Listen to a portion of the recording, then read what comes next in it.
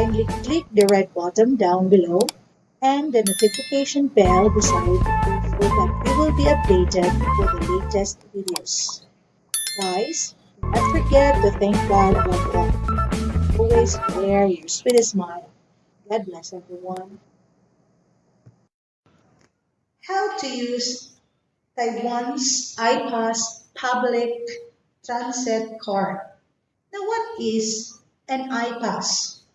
iPass is a contactless smart card operated by the iPass Corporation. Both EasyCard and iPass are accepted for virtually all public transportation.